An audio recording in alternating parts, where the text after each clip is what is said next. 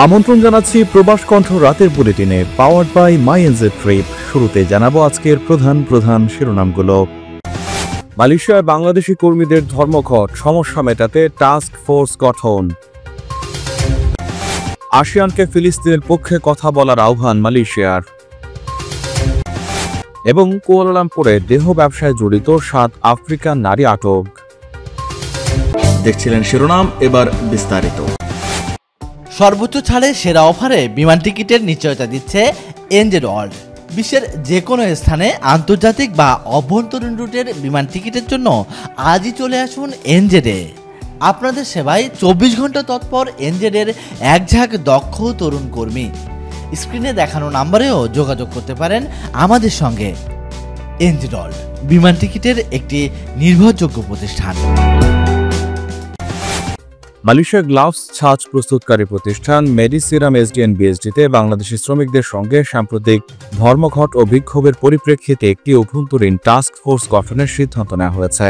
এই task force একটি কর্মী কমিটির সঙ্গে সমন্বয়ে কাজ করে ভবিষ্যতে কর্মীদের অভিযোগ নিষ্পত্তি করবে।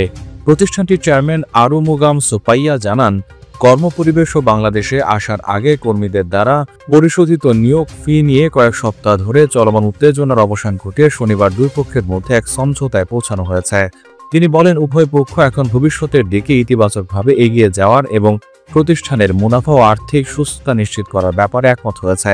আরুমুগাম জানান, ভবিষ্যতে কর্মীরা কাজ ও আবাসন সংক্রান্ত যে কোনো অভিযোগ প্রথমে এই অভ্যন্তরীণ টাস্কফোর্সের মাধ্যমে উত্থাপন করবে, গণমাধ্যম বা সামাজিক যোগাযোগ মাধ্যমে নয়।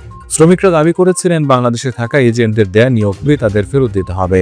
যদিও মেডিসিরাম শুরুতে তা ফেরত দেওয়ার প্রতিশ্রুতি দেয়, তবে তা 12 মাসে কিস্তিতে দেওয়ার প্রস্তাবে আবারও শ্রমিকদের মধ্যে ক্ষোভ দেখা দেয়।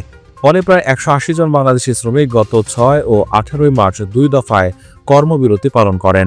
তাদের মধ্যে অনেকের পাসপোর্ট ও ভিসা সংক্রান্ত সমস্যা হচ্ছিল। মালয়েশিয়ার সেলাঙ্গোর রাজ্যে এক ঝাঁক কর্মী নিয়োগ দিচ্ছে প্রাণ। মোটরসাইকেল চালনায় পারদর্শী এবং থাকতে হবে বৈধ ভিসা। আবেদন করতে পারবেন অভিজ্ঞ এবং অনভিজ্ঞ উভয়ই। এখনই হোয়াটসঅ্যাপ করুন এই নম্বরে। আরুমুগাম বলেন, এখন কোম্পানিটি প্রতিজন শ্রমিককে 8 মাসে মোট 22,500 রিঙ্গিত পরিশোধে সম্মত হয়েছে, যদিও এটি মালয়েশিয়ান আইনে বাধ্যতামূলক নয়।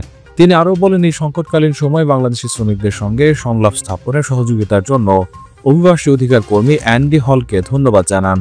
তিনি স্বীকার করেন, সংকটের শুরুতে শ্রমিকদের সঙ্গে ব্যবস্থাপনার ক্ষেত্রে প্রতিষ্ঠানের কিছু দুর্বলতা ছিল।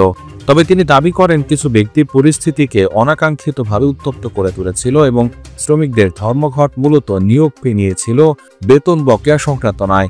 এ সমঝোতার মধ্য দিয়ে প্রতিষ্ঠানের স্বাভাবিক কর্মপরিবেশ ফিরে আসার আশাবাদ প্রকাশ করেন আরুমুগাম। ফিলিস্তিনের পক্ষে কথা বলার জন্য দক্ষিণ পূর্ব এশিয়ার দেশগুলোর সংগঠন আসিয়ানকে আহ্বান জানিয়েছে মালয়েশিয়া। রোববার কাতার ভিত্তিক সংবাদ মাধ্যম আল জাজিরার খবরে বলা হয়েছে, মালয়েশিয়ার পররাষ্ট্রমন্ত্রী মোহাম্মদ হাসান গাজায় ইসরায়েলি নৃশংসতার নিন্দা করেছেন এবং দক্ষিণ পূর্ব এশিয়ার দেশগুলোর সংগঠন আসিয়ানকে ফিলিস্তিনের পক্ষে কথা বলার আহ্বান জানিয়েছেন। সোমবার কুয়ালালামপুরে আঞ্চলিক ব্লকের শীর্ষ সম্মেলনের আগে তিনি এই আহ্বান জানালেন। মোহাম্মদ হাসান তার আসিয়ান প্রতিপক্ষদের বলেন, ফিলিস্তিনি জনগণের বিরুদ্ধে সংগঠিত নৃশংসতা, উদাসীনতা এবং দ্বিমুখী নীতি প্রতিফলিত করে। এগুলো আন্তর্জাতিক আইনের পবিত্রতার ক্ষয়ের প্রত্যক্ষ ফলাফল। তিনি বলেন, আসিয়ান এক্ষেত্রে চুপ থাকতে পারে না।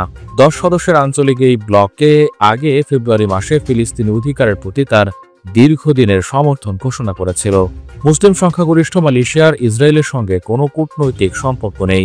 কুয়ালালামপুর 2023 সালের অক্টোবর থেকে গাজার ফিলিস্তিনিদের জন্য $10 মিলিয়ন বেশি অনুদান ও মানবিক সহায়তা প্রদান করেছে।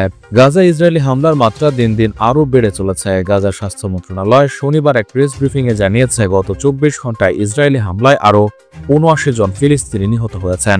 এছাড়া আহত হয়েছেন আরও অন্তত 211 জন।